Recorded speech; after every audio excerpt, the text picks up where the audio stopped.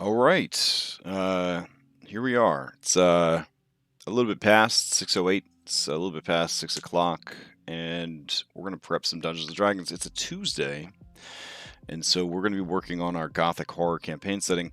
We have made it to the year 2022, which I guess I kind of feel like I'm in like a sci-fi movie, and I'm doing like a video diary where I'm like talking about, hey, we made it to 2022, and then the outbreak, the zombies, the fall of man, etc., etc. It's yeah, not hitting 2022 with the same vibes that I was before. Usually I'm pretty supercharged in the new year, excited about all that jazz. Yeah. So this is I'm gonna tell you right now, this is gonna be the last Gothic Horror world building stream for a little while. If we do them in the future, they're gonna be not a weekly series, they're just gonna be sort of a checking in on the project kind of thing. The main reason for that is I'm at a point with this project where the things that I would be doing would pretty much be the same things over and over again, right? So we've already built towns, we've already built villages, we've already built cities, we've made maps, we have randomly generated NPCs, we have explored my library of tables and generators and resources, we have looked at so many incredible homebrew and official WotC products. We've looked at other systems like Worlds of Darkness, Pathfinder 2. We've looked at older D&D settings. We've looked at Pathfinder. We have started to develop some very cool and specific systems for our game. And we have looked at all the different offerings that kind of came our way, trying to figure out the best way to capture the feeling of the sort of campaign we wanted to run, which was a Gothic horror campaign setting. In the end, we went from nothing, right? Like the VODs for this are on YouTube. You could go back to the first episode, as it were, and we literally had nothing. Just an idea that I wanted to run a more Castlevania-esque Domain of Dread style game. And so we started with nothing, and then we just kind of built it up from there. So during the course of the past year, new products have released. We have checked out those new products. We have seen what we could, what new stuff we could glean from them and bring into our world. That sort of thing. I love the world that we've created. I think we're going to be able to tell some amazing stories in this world. And I think this is just the beginning of some really amazing stories that could take place in this world. And I think moving forward, I need to find maybe another platform for this to sort of build organically, maybe even collaboratively, with other people that are also interested in telling stories in this world or kind of fleshing out this world a little bit more. So, that's part of why we're going to end the Tuesday series of Gothic horror campaign world building. And that's part of it, is we've done all the things you could do, and now we're just going to be repeating those things ad nauseum, building and building and building and building and building.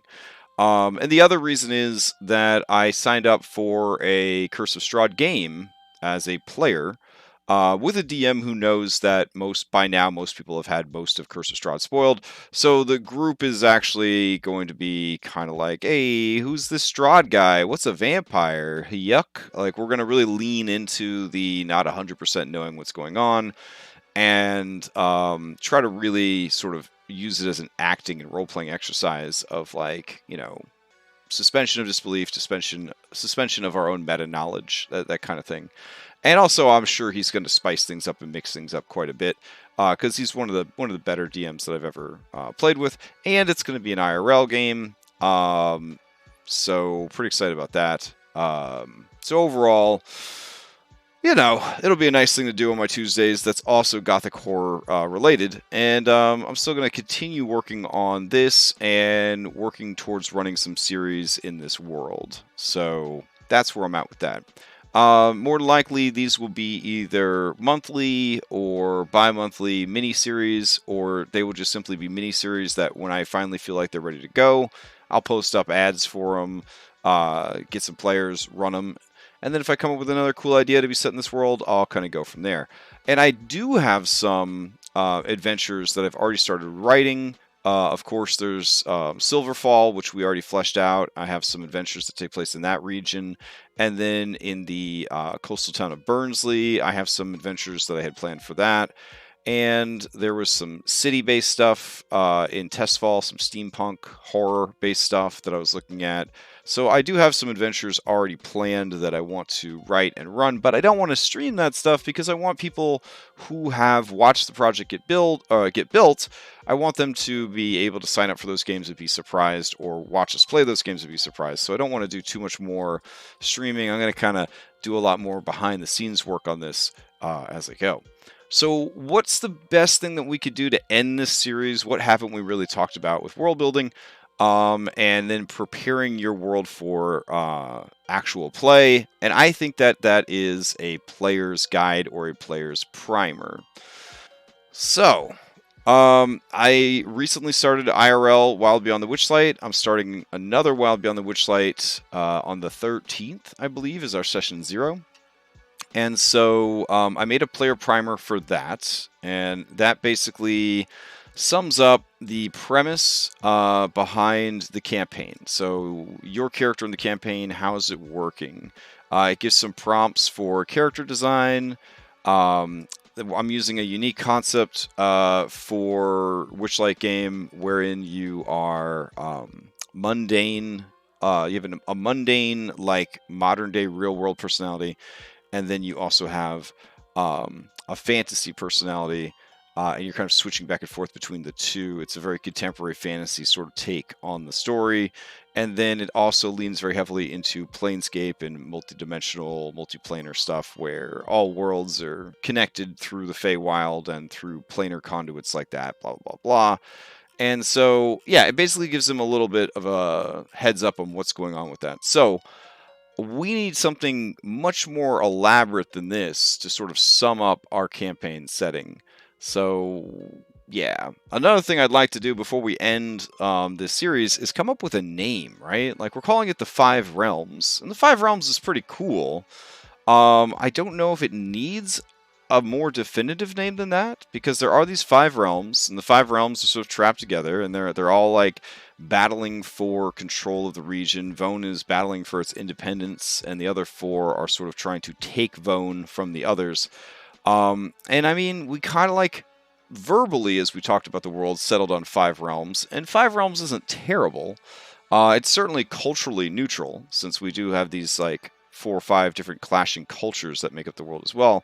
So maybe 5 realms is all we need it to be.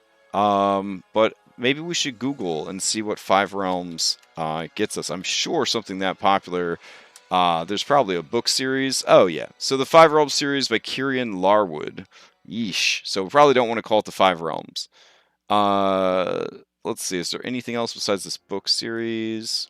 I guess there doesn't really need to be because it's kind of a big deal. All right. So Kieran Larwood, we will not step on your toes. We'll try to come up with a cool name for this world on our own. Let's see. We could just go with our friend's fantasy name generator world. And let's see, we got world names and we got realm names. So we'll open up both of those and we'll take a peek, see if we could find something good. Alright, the Unbound Terrain, the Demon Rift, the Roasting Province, the Lush Realm, the Ghost Shore. No, I don't really like any of those. Infinity Rift, Empty Shores, Broken Expanse. Not quite. Past Realms, Yester Province, Hell Territory. Unmade Rift, Morning Archipelago. I'll be honest, these are kind of bad for world names. The Dusk Acres, the Roaring Moon, the Darkened Realms. No. Let's see. the Primal Shores, the Cruel Realms, the Drowning World. Alright, what's our other option here? Actual realm names. Here we go. How will these play out differently? Alright, we've got Migrating Regions, Summer Vales, Barbarian Nation, Winter Plain, Terminal Land, Jade Forest, Echo Lands, Kaeladidar. No, definitely not. Immortal Vales. I like Vales. Let's see. Amber Moon. Maybe we stick with something with realms, but we drop the 5 in place of something else. Darkened Realms. Nah. Shadowed Realms. Contested Realms. Let's get out the thesaurus. There we go. Alright. Thesaurus. Alright. Yeah, I don't want to learn a word every day. I just want you to be a fucking thesaurus. There we go. Let's see. Words for contested. Debated, challenged, impugned, questioned. Really English? Mutable? Problematic? Let's see. Coveted? I don't even think that's how you spell coveted. Coveted. There we go. Coveted. Nope. Desiderate? Desiderate. Hanker for? Have the hots for?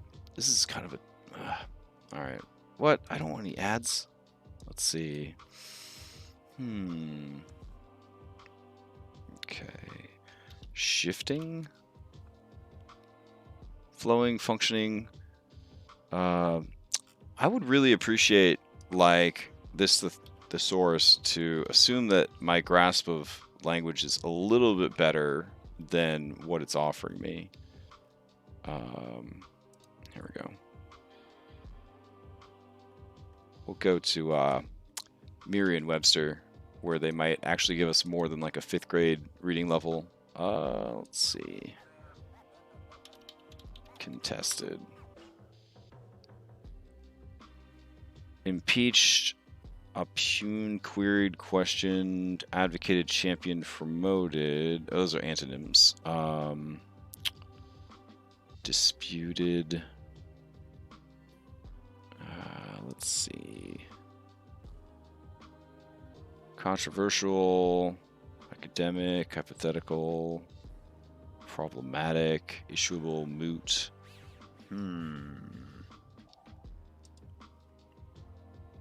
Hey, good evening, Sylvie. Magapiff. Yeah, we have been building a campaign setting for a while. It doesn't actually have a name yet. I had been just sort of like calling it the 5 Realms, but the 5 Realms is actually a book series, so we can't really go calling it the 5 Realms. So I'm trying to come up with a name that would sum up the fact that we've got these 5 different territories that are constantly vying for influence over each other, because they are all domains of dread. So maybe instead of calling them realms, we could call them domains. Let's see. What would be? And then I've got these name generators. What would you call it, Magapiff? Let's see. The Veiled Rift. Changing Terrain. Changing might be kind of good. What can we get off of changing?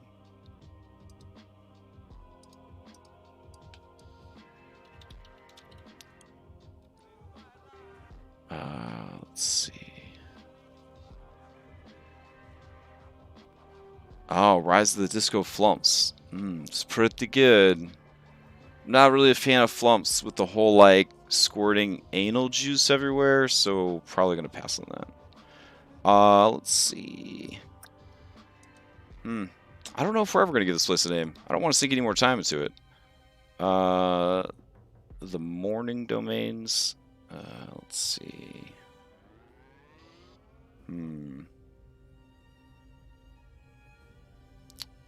All right. I guess for now, we will just continue to call it 5 Realms, and if a cool name eventually, if we eventually settle upon one, that'll be fine.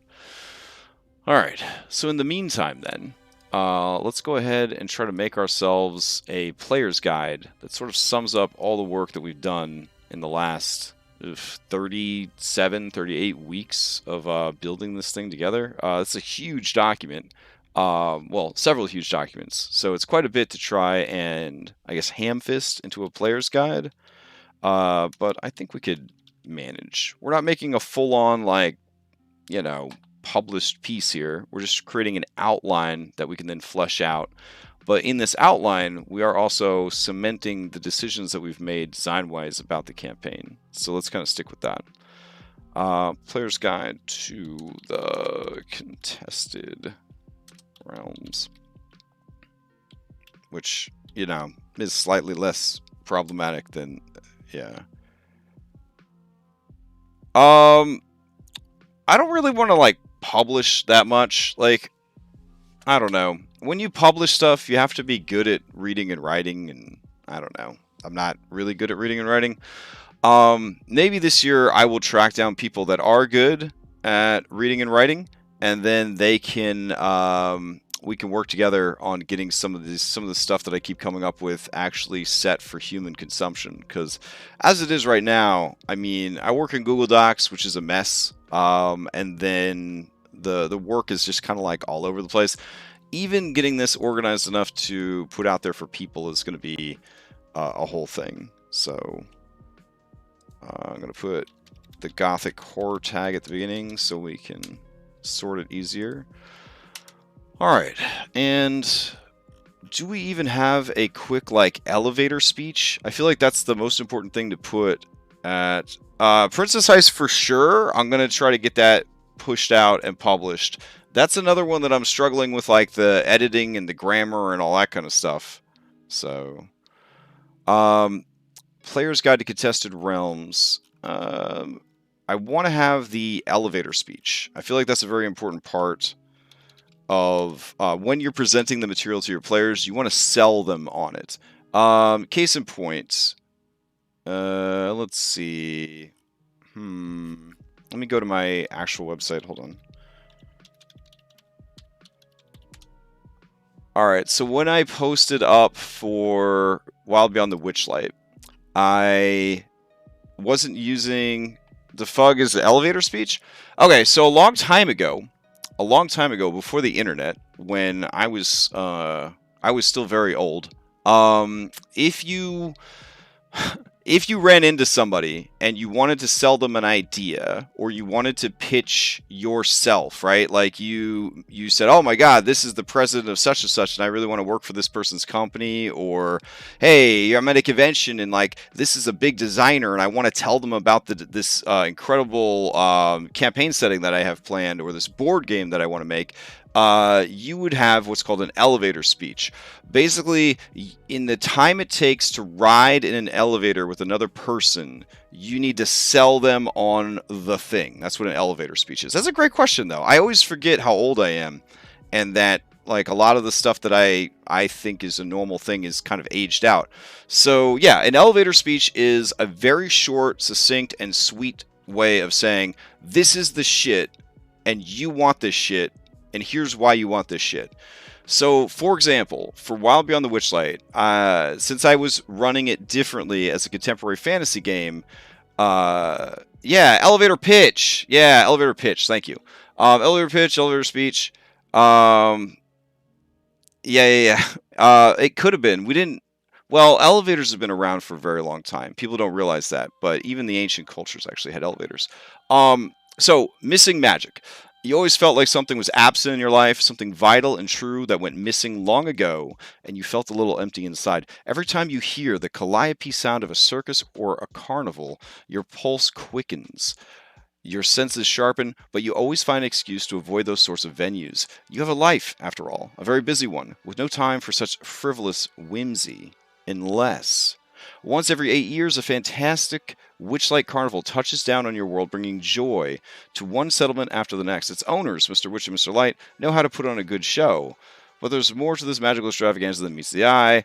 Blah, blah, blah, blah, blah, right? So this is like designed to be like, oh, wait, like, I'm interested in this. What do you mean I had something go missing? What do you mean there's a mysterious carnival? And then you're interested in finding out more.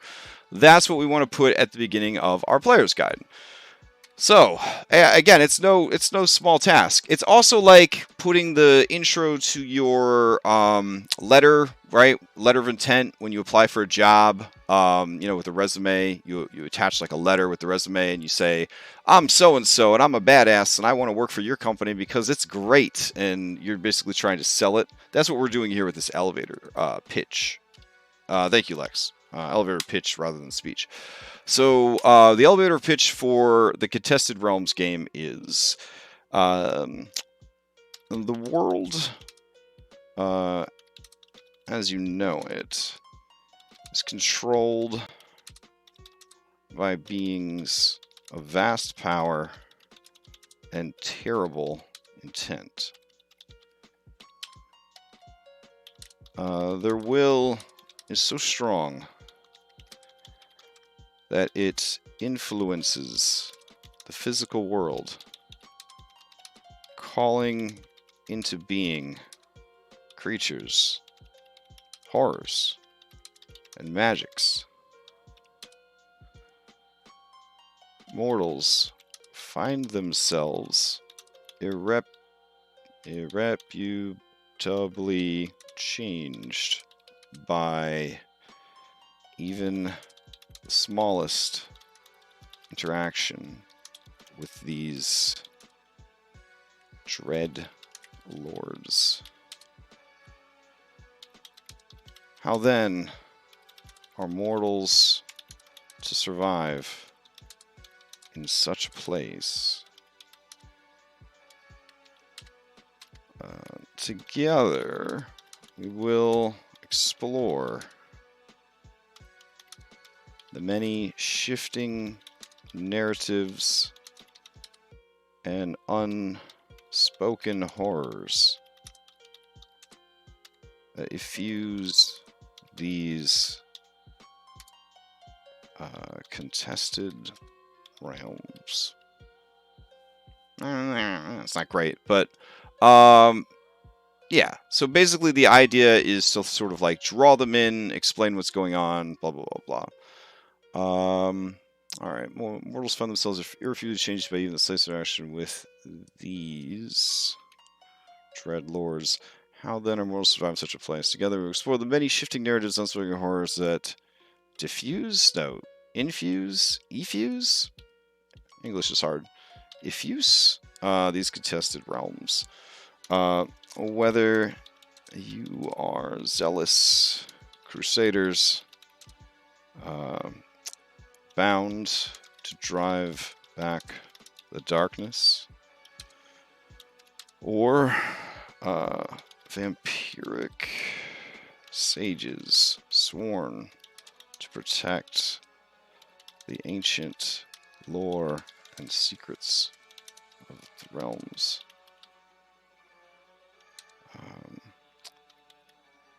There are stories that must be told. There are stories. These are stories that must be told. Okay. From the ancient haunted forests of Folka to the steam-choked chimneys and skylines of Testfall, together we will explore a world that is both horrifying and beautiful. Alright. Cool. And it's pretty much just a bunch of like ad copy, blah blah blah blah blah.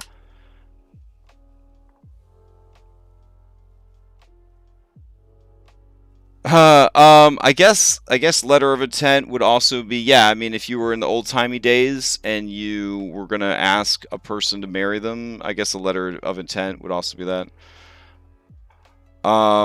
Lex, I'll definitely take you up on that. I definitely need some proofreading on Princess Ice for sure. All right, so we got our elevator pitch, so that's important. And now that we've got them kind of in there a little bit, we give them a bit of a more practical breakdown. And then the practical breakdown is the contested realms are 5 domains of dread that border one another. Vone sits in the center of the other 4 realms and is often the focal point of most stories told in the setting. However, the other 4 realms offer unique settings and opportunities for adventures. Alright. As a domain of dread setting, we will be exploring the themes of Gothic horror,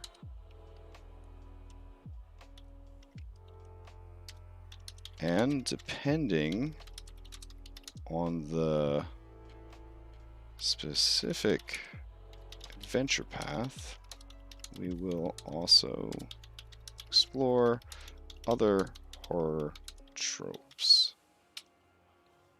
Okay. Horror games can take a lot out of you and are definitely an acquired taste. Let's see. Session zeros will be mandatory, and heavy trigger warnings will be provided for each adventure path. Alright, cool. Because again, if you've got like issues with body horror and we're going to run a campaign or an adventure path set in Testfall, I mean, that's going to be like a whole thing. Now, I believe like Grimhollow and Ravenloft both do a pretty good job of putting this information like up front in the actual campaign, but it's definitely something that you'd want to repeat in your player's guide. So if you're running something that's in any way sort of a horror game, or it's going to like really be messed up, you want to make sure that they know going into it, right? You don't want to have any sort of RPG horror stories happening in your game because you weren't open and communicative about the type of game that you were running. So since this is a horror-based game, we want to make sure that we have, you know, the cool elevator pitch that brings them in, but you also want to have your practical breakdown that says this is the kind of game that we're running, this is what we're doing. So we also want to establish we will be using the 5th edition Dungeons and Dragons rules set,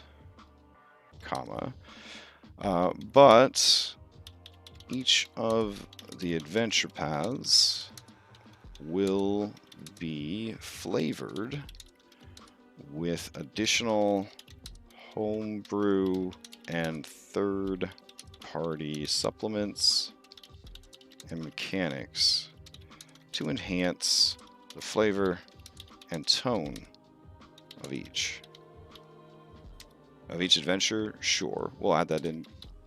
Great suggestion, Computer Dora. All right, so now we're telling them that we're going to use homebrew rules, we're going to use third-party stuff, what system we're running it in, that we're doing different adventure paths throughout the thing. So we have our practical breakdown and we have our elevator pitch. So that's a good start. Now, one of the things that players always want to know about is character creation. So we are going to want to get that information out there as well. So let me put a title here. And we'll also put a 5th edition Dungeons and Dragons Homebrew Domain of Dread setting. That's a mouthful. And boom. All right. So we got our elevator pitch. We got our practical breakdown. And now we're going to talk about character creation, because that's sort of like central to a lot of people's concerns. All right. So let us go down to races, I believe. And we have this character creation section that we made for ourselves already. And so this is going to be just sort of settling in on the stuff that we really, really like for this and kind of taking it from there. This is from my world patch document. But we're going to go here. And let's see. Let's bring up our outline. All right.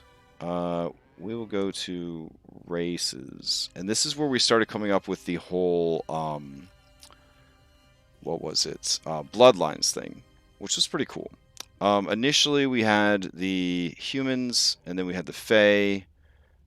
We had the Dampiers, the Lycans, all that kind of stuff. So to start with, each adventure path will focus on different regions and realms. This will determine the available playable races. Okay. For a lower magic, greater horror based game, I recommend starting in Vone with mostly human characters. These characters will eventually expand their options and abilities via transformations, boons, curses, and class abilities. Alright. Because originally we had talked about having, like, for example, werewolves as a playable race, or lycans as a playable race. Cool and all, but I feel like the transformations from Grimhollow handle that just fine. So at the end of the day, I think we just need some, like, races that are pretty, I don't want to say vanilla, but like you're able to step into it, and then you're able to see that race sort of develop and evolve into something more. By having it start very plain, right? Like a cheese pizza and you put more topping on it, or vanilla ice cream and you turn it into a sundae, that kind of thing. If you start at 11, like, and you know, where are you supposed to go from there? If it's a 1 to 10 and your character's already an 11 out the gate, like, there's not a lot of room for advancement and growth.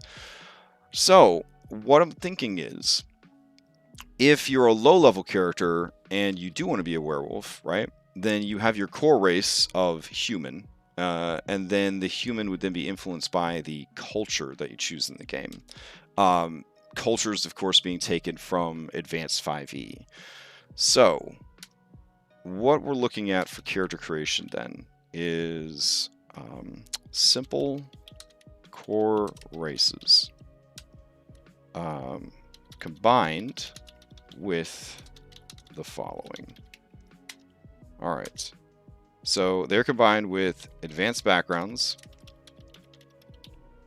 and those advanced backgrounds are coming from Grimhollow. And then culture, which is coming from A5e. And then epic destiny for longer campaigns. And that would be coming from A5E. All right. And then transformations. Which, I feel like Epic Destiny or transformations. Ah, that's a good idea. That's a really good idea, actually. Okay. Then if you want to play a character that doesn't turn into a horrible monstrosity, angel, elemental, any of that kind of shit, you just want to be more of yourself. I feel like that's where those epic destinies can come in. Yeah, I like that quite a bit. All right, so we'll do this. There we go. Yes, that's what we need. That's gonna do it. I like that quite a bit. All right, so amongst the core races, there will be humans. There will be Fey touched. There will be lichen blooded. And I think that kind of does it. No, I feel like we could still do more because we could have something along the lines of the Dampier. So humans, Fey touch, lichen, and then we'll put like, I guess Dan Peterson there. All right. So that kind of covers essentially the different realms, and then we have the cultures themselves, which we never actually fleshed out. So we need to have a cultures section here. All right, and then we need to, in every section, explain what the section is, and then provide them with the options, or at least the source where they're going to go to get that information. All right, I like it. Core races, which should also be called heritages in the A5E language. I'm telling you, over the last year, we looked at so many different rule sets, homebrews, and things. I'm very excited about combining sort of the best that we encountered over the past year into one solid thing. It's very, very exciting. And yeah, I think starting with this sort of core, simple choices for your race, and then we kind of go from there. That's definitely the direction I want to go with this. And then basically, if you're Fey touched and you decide that you want to go all in for Fey, then you would take the transformation to turn into a full Fey, and then through gameplay, you would unlock the full potential of your bloodline. You wouldn't start the game out as this Fey lord or lady, but then by the end of the campaign or the end of the adventure path, you may have reached that you were after. Was it going to be human plus one other race for each domain? Initially, we had looked at a lot of different things. I think at one point we even had like trolls and like troll-blooded people and things like that. So what I'm thinking is with the humans, the Fey touch, the lichens, all that kind of stuff, there are racial feats in Valdas for near humans. And I think near humans is kind of what we need to cover all these guys. So we'll do near humans Valdas. And then honestly, I think anything we could imagine could be covered by near humans as a start. And then from near humans, that if you're really going for like, I'm going to be a werewolf, yes, you are. We have rules for you to become a full-fledged fucking werewolf in our game.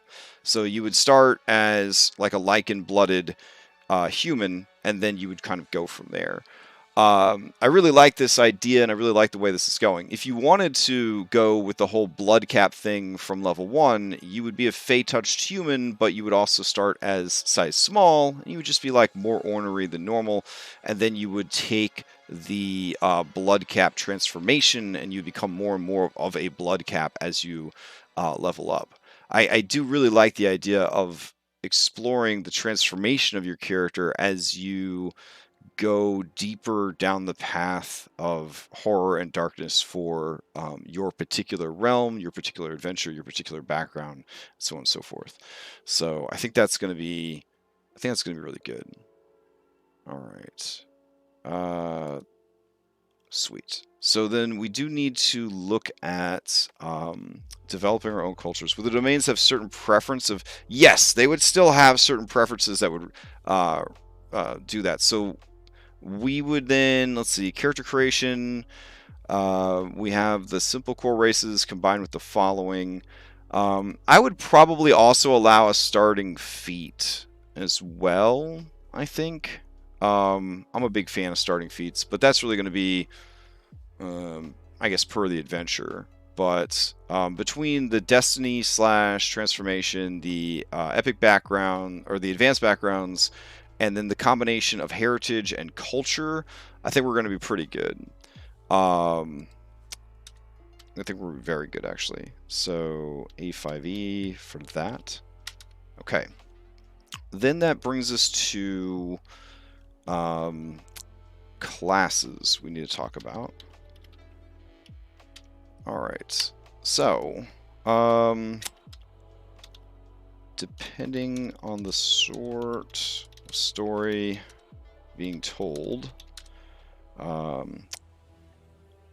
some, but not all classes may be restricted.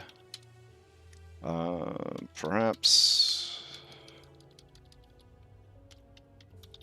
the focus of an adventure is on low magic, humans overcoming a superior magical foe, or perhaps a cabal of vampiric wizards must retrieve stolen knowledge from a Nibel fortress, etc. This actually kind of has a precedent in so much as, like, the Strixhaven campaign that was recently released. You don't have to play a spellcaster in that campaign, but if you aren't playing a spellcaster in that campaign, you ain't gonna have a really good time in that campaign. So definitely something to think of. Now, when you're talking about classes being available or not being available, this is, again, information that you need to put up front, because if you get people excited for your game and they're like, I can't wait to play a Moon Druid, and you've decided that you're just not going to allow Moon Druids in your campaign, you need to make sure that they know right away what is or is not going to fit with the theme and tone of your game. Now, there's a lot of people out there that say, let the players play whatever they want, and then, make your campaign match what the players want to play. I do that quite a bit. In fact, I think I kind of just do that all the damn time. But I'm definitely in agreement with Matt Colville's stance on it, that sometimes you have built a world and you are trying to develop and sell, right, the flavor of that world, and therefore you need everybody to sort of be on board for that. If that is the kind of game that you are running, again, you need to put that up front. If I can't be a Loxodon juggling bard of the Jester's College in your campaign, in your Gothic Horror campaign, I want to know up front, because I've got my heart set on playing an elephant man that wears a leotard and juggles, right? Because nothing says Gothic Horror quite like that.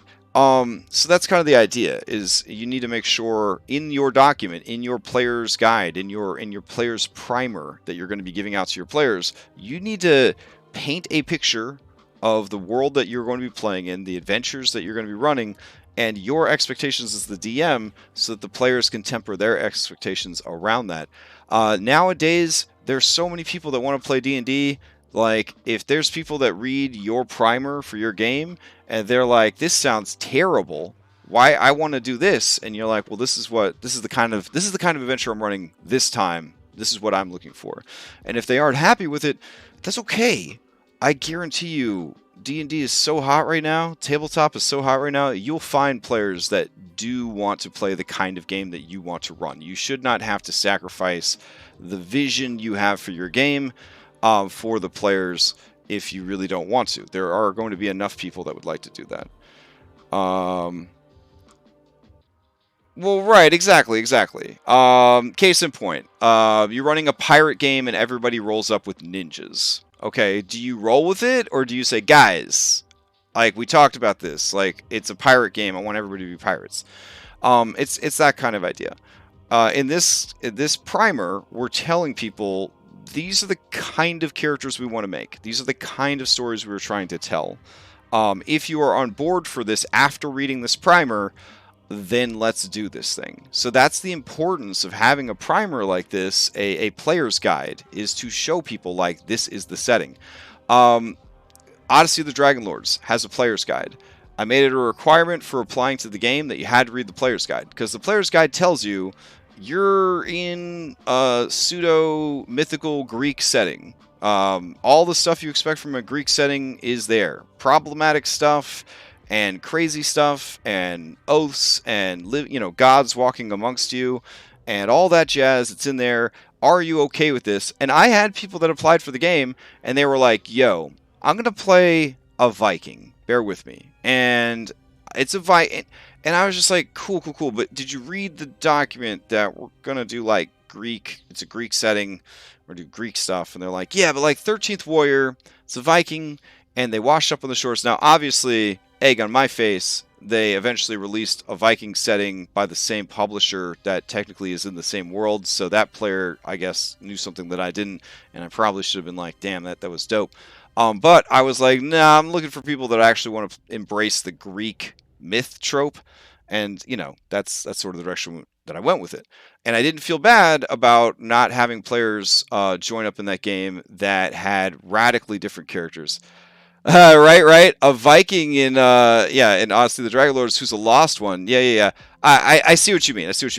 But yeah. Like, if you have a vision for your game and you do the work of putting a player's guide out there, a primer out there, and people are, like, ignoring it, I mean, you've done your due diligence. You put it out there. This is the kind of game I'm running. This is what I'm doing.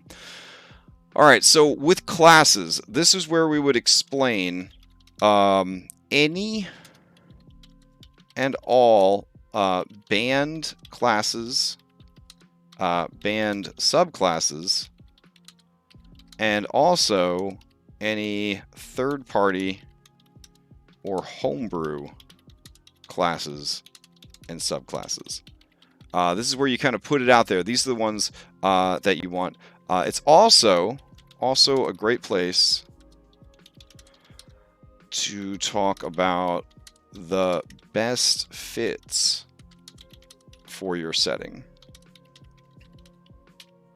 All right. Another section that players want to know about is equipment. So basically, in the equipment section, this is where you would talk about how much magic is in the world. You would also talk about, mind you, my Viking has a wacky backstory, but he's fun in Odyssey of the Dragonlords. Yeah. No, don't get me wrong. It can work. Oh, yeah. Mercer's Bloodhunter class. Here's the thing. Bloodhunter, I mean, I don't think it's great. I don't think it's a great class. I don't think it's an overpowered class, though. If anything, I think Mercer's Bloodhunter is an underpowered class. So I always allow Bloodhunter. Anytime somebody wants to play a Bloodhunter, I allow Bloodhunter. I even allow ranged Bloodhunters because I think Bloodhunter is that underpowered. So yeah, this is where you would go. Here, I'll even put a note for later. Mercer's Bloodhunter is allowed. Okay. So then with equipment, you want to talk about how much magic is in the world. You also want to talk about, are there guns? How do they work? Here's my stance on guns. I like Valda's Spire approach to it. Guns are just a different flavor of weapon. The end. That's it. We're done. So yeah, like, to answer these questions, how much magic is in the world, depends on the region. Most magic is dangerous, untrusted, cursed, or controlled by dreadlords. For the most part, there are no magical item shops, and magical items are very valuable. So that's sort of the setting. That's the tone. We're making a commitment there. So players reading this, they're going to be like, oh, how does that impact artificers and what are these assholes from Valda's Spire called? Let's see.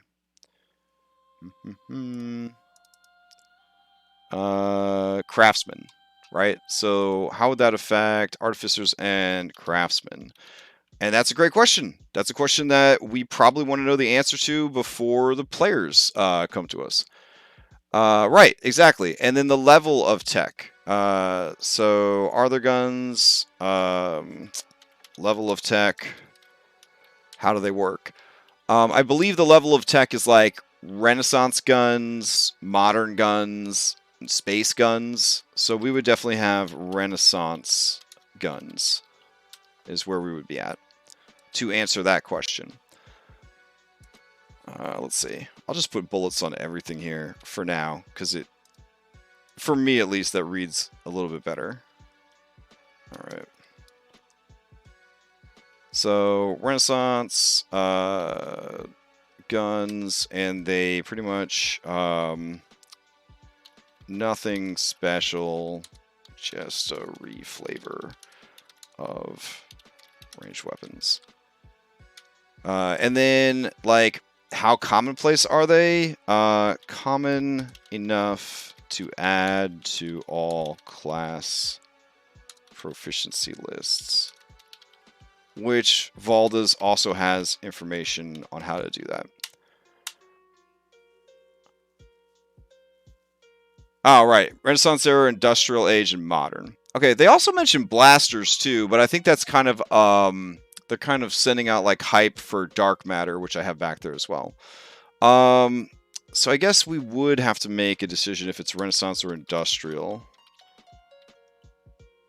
Kind of feel like it's kind of in between. It's probably more Industrial, honestly, but yeah. I appreciate having the person in the chair, as it were, to help me kind of keep track of this stuff. So those are the kind of questions that they would ask you about equipment. A big question here is, if you're trying to keep magical items low, how does that impact artificers and craftsmen? And I mean, it's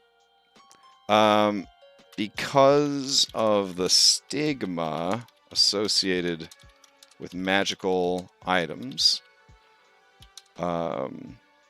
These classes can certainly create such goods, but are unlikely to make much profit selling their wares, which could explain the adventuring lifestyle. There we go.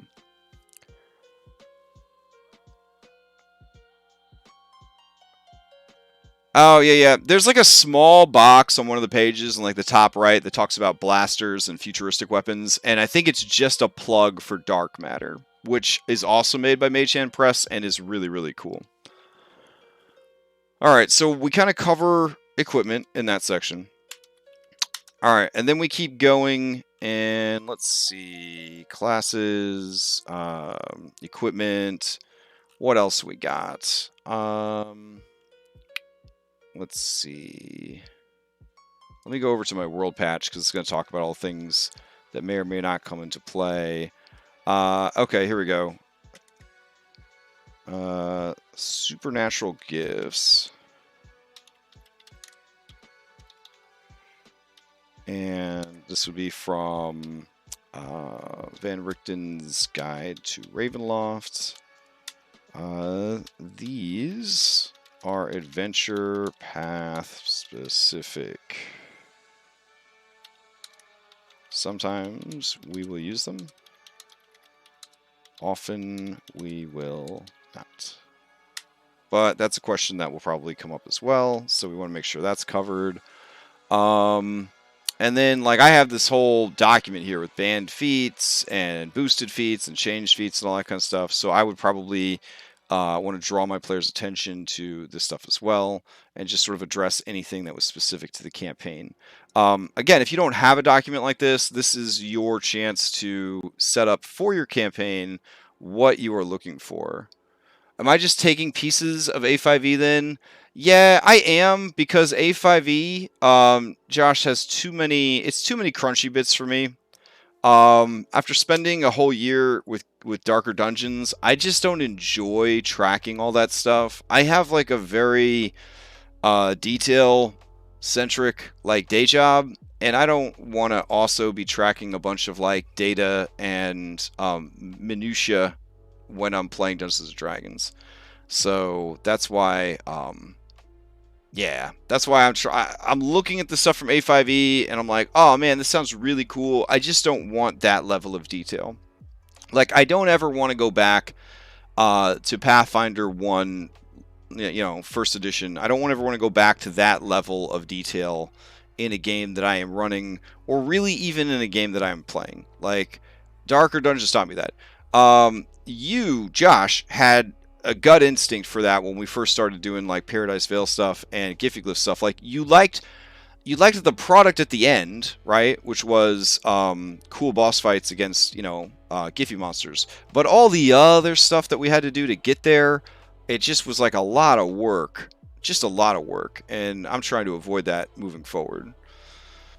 All right, so we have our practical breakdown. We got our character creation information. Again, this is not a fully fleshed out document. We're building an outline here to kind of show you like this is how an outline for a player primer would be. We're going to address classes now, which we did. Sort of, we're talking about equipment. Another question that will come up is alignment. All right, so this is a horror-based game. Alignment is not going to be tracked and enforced. However, this is a collaborative game, and as players, you will need to create heroes that can work together towards a common goal, period.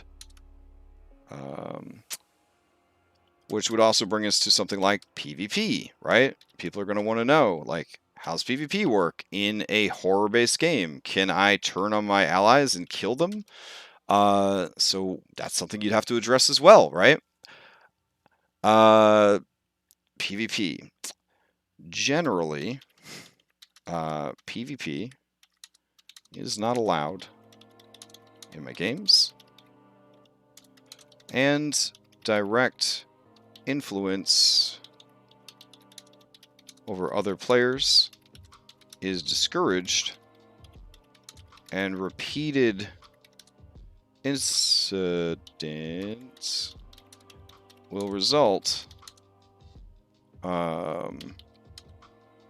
let's see. Generally, PvP is not allowed in my games, and direct influence over players is discouraged. Period. Okay. As with all things, the GM is the coach and referee, and will provide guidance if the line between co-op and PvP is crossed too severely. there will be instances where players, patrons, factions, beliefs, and goals are in conflict.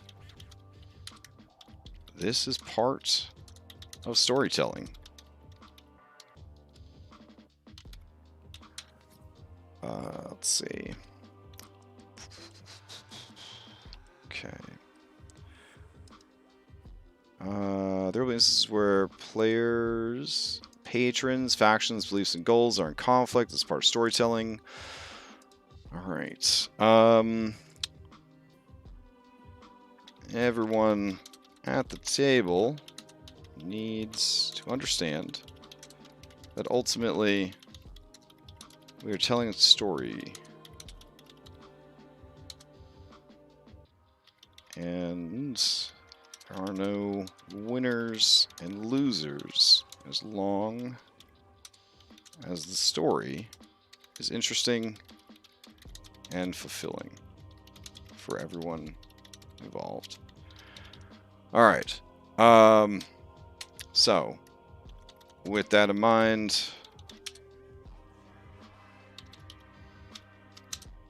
don't go out of your way to ruin the fun of others. Period. All right, so that's kind of my like. In a normal D&D game, I would just say there's no PvP allowed, but in a Gothic Horror game where you're serving all sorts of evil creatures and all that kind of stuff, yeah, I don't... There's going to be conflict. There's going to be times where they are going to be butting heads and they have to sort that stuff out. So in a horror-based game, in a mature-rated horror-based game, I am going to say that PvP may happen.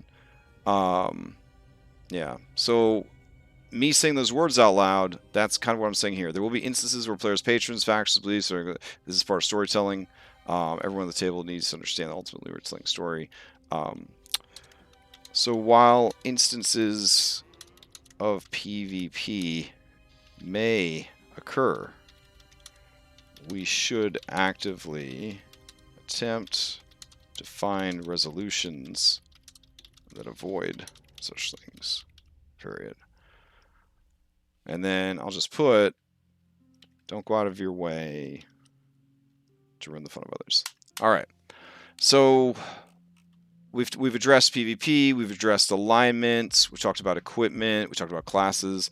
Let me go back to my recent ad posting for a game. Here I talk about what to expect. So this is roleplay heavy, combat light adventure, goes through 1 through 8. Leveling up is done via milestones. So that's another thing that players will want to know about is leveling up. Trust me, players always want to know about leveling up. So we will always be using milestones. Why? Because I've done XP since I was 13 years old. It's a lot of work, and I don't like it. The end. The end. That's why. Go play in a different game if you want XP. I'm done with that shit. Let's see. Characters will be using the latest Ancestry-based build process.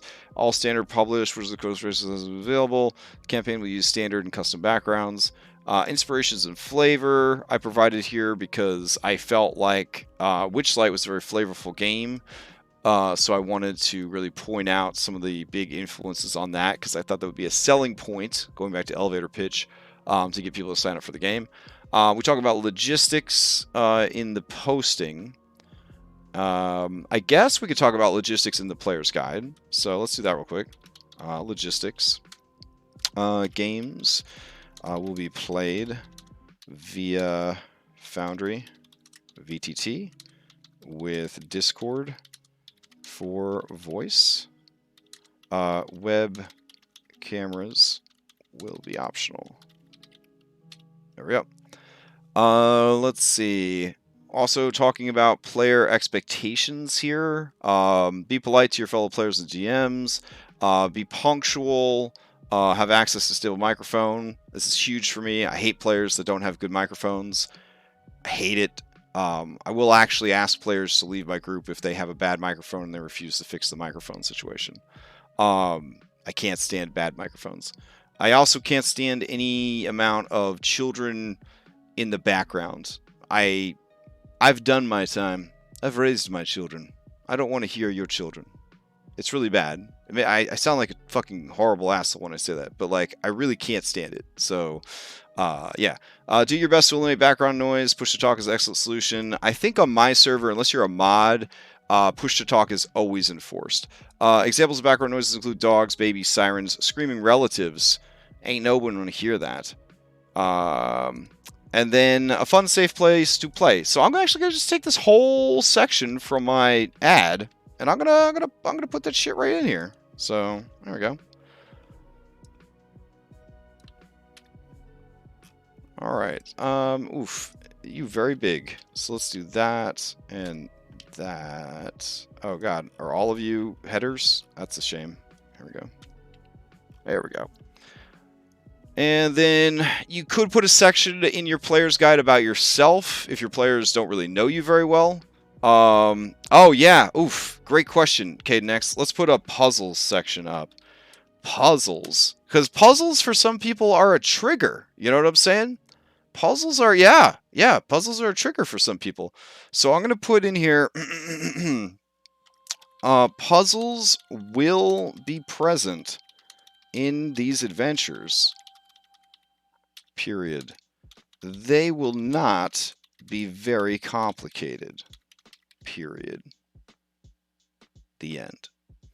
Another thing that players might ask about that you want to have covered in your player's guide. Yeah, exactly. Right. It sounds like Cade and X and I are joking around, but Josh is saying right here. Yeah, people do get really upset about puzzles. Another thing that people get really upset about is encumbrance. Like they want to know about encumbrance. I get asked that question a lot. Yeah, it tests the player, not the character. Oh, I will add that. Many of my puzzles are meta and will test the player and not the character. Thank you, Josh. See, this is actually really important shit to have in your player's guide. Encumbrance. So I'm going to put variant encumbrance will be enforced, but very, very loosely. Mostly looking at low strength characters with heavy armor and weapons carrying around statues. Okay. I mean, we have the tools already to, like, track encumbrance, so, yeah. No. Quizit Nizpin, who sounds like a guy that's going to give Superman a hard time if he doesn't get him to say his name backwards 3 times or whatever. Listen, bro. Nobody's saying puzzles are bad. But we are saying that there are people out there that say puzzles are bad. I've been doing this for like 28 years. There's a lot of people that don't like puzzles. I have had a lot of great D&D sessions get ruined by puzzles. And yes, and thank you, Major Snood. There may be Jackbox. You know what? No, I'm not going to add that in. But Jackbox definitely counts as a meta puzzle, for sure. But actually, that was a pretty good role-playing puzzle. Anyways. Yeah, exactly. We use Founder VTT, which does a great job of tracking encumbrance. But I have had players tell me that if I track encumbrance, they will not play in a game that I run. And I've actually had people withdraw their applications. Well, Quizit Nizpin, we actually did that in a campaign. The party was dealing with a Sphinx, and in order, instead of having riddles, she made them play Jackbox. So we actually have done that in a D&D game before. It was crazy. People get annoyed that you have a 20-int character who sucks at puzzles because in our IRL there are not 20-int characters, so their characters can't be roleplayed because of puzzles. yeah, I get it, and I get it, and I just don't care when it comes to puzzles. So, it's a game. Like, first and foremost, it's a game. So, yeah. But I'm glad KNX brought that up, because puzzles are a thing, and I think it's a thing that should probably come up in your player primer. All right, so let's see. Yeah, exactly. All right, player's guide to the contested realms, elevator pitch, practical breakdown. We got the player DM expectations. We talk about puzzles, encumbrance, logistics. We talk about leveling up. We talk about character creation. Oh, thank you. We talk about whether or not supernatural gifts are going to be used. We talk about cultures from A5E. We talk about what classes and subclasses are going to be allowed and which ones are recommended for the campaign. I can't stress that enough. If you really want to sell the flavor of the adventure that you're running or the campaign that you're running, just tell them straight up. Be like, I'd really like it if people looked at these particular subclasses or these particular classes. If I was running a Strixhaven game, I would say, listen, you should play spellcasters. The end. Leroy Jenkins, the human barbarian noble, please don't. Not for this game. Just make a fucking spellcaster. It's fucking Hogwarts, Dungeons and Dragons. Just make a fucking spellcaster. Don't try to be unique and special. Motherfuckers always trying to ice skate uphill. You don't have to do that. Just make a spellcaster from a Strixhaven game. You know what I'm saying? Get the fuck out of here. Don't make a Loxodon clown for my Curse of Strahd game. Don't do it. Don't do it. Like, this is your chance in this document to tell people, hey, I worked hard on this world. This is the stuff that I'm looking for in this world. Yeah, Blade. This is one of the greatest quotes of all time. It's one of the greatest quotes of all time. All right, so we have that. We talk about alignment and how we're going to handle that. We talk about PvP and how we're going to handle that. So yeah, mostly that kind of covers all that. You could, if you wanted to go into even more detail, you could have a section called Flavor and Tone. And then you could tell people like, hey, we're trying to make the game scary. Here, I'll give you an example. This is a Gothic Horror game. As your DM, or GM is a better term, I guess. As your GM, I will do my best to make this game scary and intriguing, but I need your help. Please approach the game with the attitude that you want to be scared and you want to explore horror themes. It's that simple. Just put it out there. Tell your players, yo, this is the kind of game we're running. If I was running a game that was all goofs, if I was running an Acquisitions Incorporated game, I would make sure I told people, Acquisitions Incorporated is a goof game. It's for goofs. We're gonna be memeing the whole time. We're gonna be joking the whole time. It's gonna be lulz from dawn till dusk. Like, I would make sure the players knew that. If you are running a spooky game, make sure you know, like, people know that it's a spooky game. Which a follow-up to that would be triggers and safe gameplay. And you would hear say, while this is a horror game, I want to be respectful of any triggers or fears that you do not want to explore during play. This is really important, guys, because people spend a lot of money on therapy to try to get over the shitty things that happen to them in life, and you don't want your fun game to basically undo all of that. And maybe they can't afford therapy and they're just getting by, barely. And your game sends them in a spiral or puts them in a place that they don't want to be. I know that, like, getting triggered and all that, people joke around about that kind of shit, but it's really not funny. As a dungeon master, you are in charge of the people at your table. You're in charge of their experience at the table, and it is a big responsibility. When people are role-playing, some people really get into it. Some people really let themselves get absorbed into the content and what's going on, and you could really fuck people up pretty hard.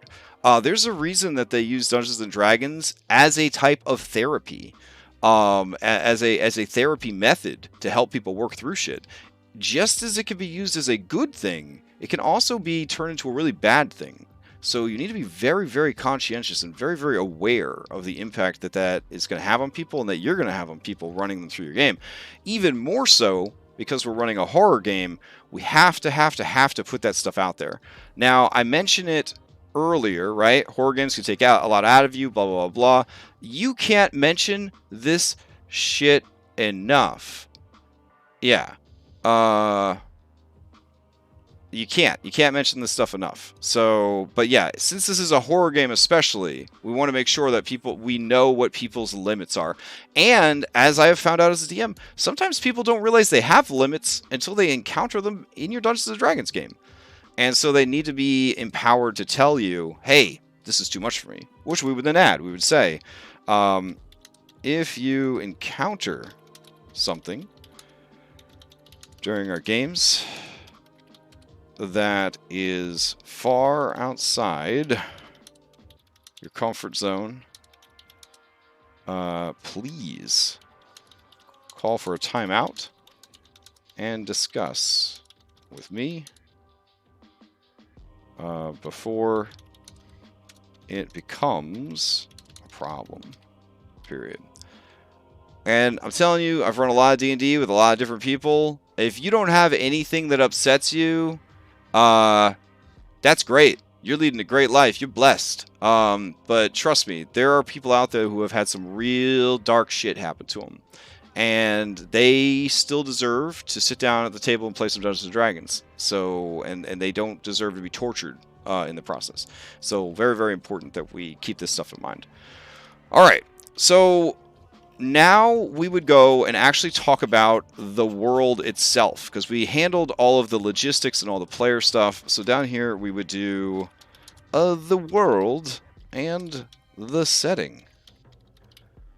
And this is where we would actually introduce the world itself, which we've already been doing for the last 37 weeks. So I would simply just rehash a flavorful paragraph, because players don't really want to read more than a paragraph, honestly. Players don't want to know shit about your world. They're just there so that their cool character could do cool shit. Like 1% of characters actually give a shit about the lore for your world. So rehash flavorful paragraph about each realm. And then we'll do copy paste about starting area / town. Okay. And then rehash flavorful paragraph about each starting race or local culture. And honestly, I think that's all people really need to know about your campaign setting. You may want to have a subsection about religion, but I don't think most people are going to really care. So religion, 1 or 2 sentences about each major religion, if commonly known. Now, if you got players that are like, I want to worship the rare shit. I want to worship the unseen, the unspoken shit. I want in on that nasty shit. I want the shit that you don't put out there in the player's guide. They're going to contact you. Don't worry. Like a real world warlock. They're going to DM you on Discord, and they're going to be like, hey man, I want the sick shit. I want the real fucked up shit. You got any like Eldritch gods that you didn't put in the player's primer? That's who I want to work for. Please give me the worst shit you got. That's who I want to work for. Don't worry. If the players are serious about that kind of character, they're gonna find you. You're not gonna have to put any flyers out or anything. Yep. They want the back room religions, right? Those players will find you. Don't worry. The lazy players, right? The lazy players, they're just going to be like, oh, okay, this one sounds good. Saint Christine, okay, and then they're done. But the real deal, the real crazies, they're going to go back behind the they're going to go behind the curtain. They're going to try to get the good shit. And I think that's it, honestly. Like, that kind of sums up what we're looking for in a player's guide. So we went over. This is our last world building. It makes sense that we went over by a little bit. Will I actually be scared in your horror game? You will probably not be scared. I don't think you can be scared of anything, bro. You're so brave. You're my brave boy. Alright, so this is what we're looking for, formatting-wise. And I guess we could turn on this shit right here, this little outline. You are looking for the elevator pitch. Yo, this is why you should play in my adventure path, my campaign setting, my Wizards of the Coast setting that I'm going to totally fuck up. This is why you should play this game. Like, that's the elevator pitch. This is your advertising. This is what you want to lure the people in with. Then you've got practical breakdown. This is where you explain a bit more mechanically what the game is that you're selling. So this is the advertisement, and this is the actual like product details. Then you talk about flavor and tone. This is basically combining the elevator pitch and the practical breakdown. So you've told them why they should play, you told them what you're playing, and in flavor and tone, you're telling them how you're going to play it. This is how you're going to play it. You put your safety clause right here so that you don't end up on RPG Horror Stories subreddit. You also put your player DM expectations so that you don't end up on RPG Horror Stories. Also because you want people to have a good time. You then talk about any other possible triggers that people might have that you personally have encountered as a player or DM. So puzzles, Encumbrance. Those are two extra ones that I've encountered in the past. You want to talk about logistics. All right, so people, you will be playing on Foundry. You will be playing with Discord. Webcams will be optional. I think something we need to start adding as we're going through this thing, it reminds me, specs for Foundry VTT. Not every computer can run Foundry VTT. If these people are playing with grandma's iPad, they're not going to be able to play in your Foundry VTT game.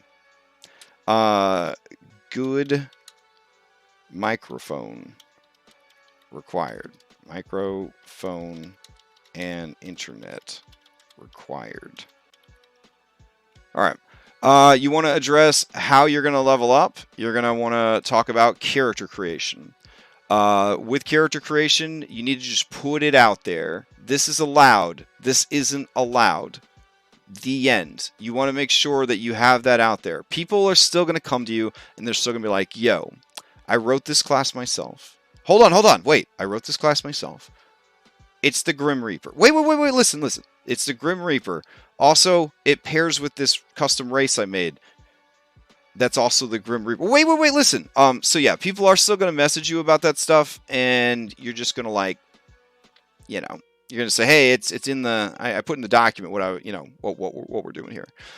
So for our game, we talk about humans and near humans, and then we talk about the inclusion of cultures, advanced backgrounds, epic destinies, or transformations. And then we've got supernatural gifts subsection here, because that is something that might come out.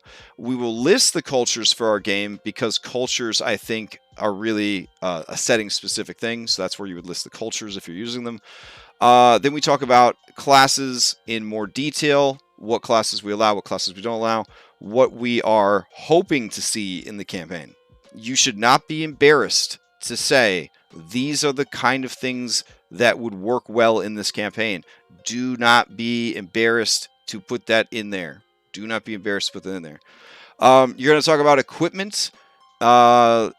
the main things is guns and magic. Those are the main things that people want to know about for equipment. We could probably also put the encumbrance thing down here in equipment if we wanted to like clean this document up a little bit. You also want to talk about alignment and PvP expectations. If you're a DM and you enforce alignment, I'm not going to play in your game. So I would like very much for you to put that up front. If you are an old school DM and you enforce the 9 alignments, I won't be playing in your D&D game. So just keep that in mind. So this is another one of those things that people definitely want to know about up front. And then finally, oh, okay, a line that says starting equipment or rolling for starting gold. Yeah, very good, very good. All right. So let me go up and add that to the equipment section. There we go. And let me go grab the encumbrance real quick while we're thinking about it. Boop. There we go. All right. 3. Cool. All right. And yeah, there you go. You go down here and you talk about the world itself. You're going to talk about each realm or region that the campaign is going to actually take place in. Don't talk... Here, I'll put this. Don't talk about shit no one will ever see or interact with, comma, no one cares, period. There we go. Rehash flavorful paragraph about the starting area in town. Rehash a flavorful paragraph about each starting race or local culture. And then the religion itself, you talk about the most common and popular religions, just enough to give them an idea, right? Like the brochure of welcome to this world, this is what's going on. And that's what you need for your player's guide, for your custom homebrew setting. So we, I think, in our 38 weeks of developing a world together, we've made a world. We have made the Contested Realms. Again, not the best name. Better than 5 realms. We'll figure out something eventually. But gaze upon the beauty of our child that we birthed together over the last 38 weeks. I mean, we started with nothing, and we have this whole world now. This is incredible. It was a really amazing experience. Ooh, the Eclipsed Veils. Oh, shit. All right, let's do a Google search real quick. Eclipsed. I almost like Eclipsed Realms a bit more than Eclipsed Veils. Oh my god, I don't think Eclipsed Realms is a thing. Oh, shit. Alright, nice. Coming in clutch at the end there. Oof, good stuff. Alright. To the Eclipsed Realms. Beauty. Alright. So yeah, we made this beautiful world together, and we got a name at the last minute. I like it.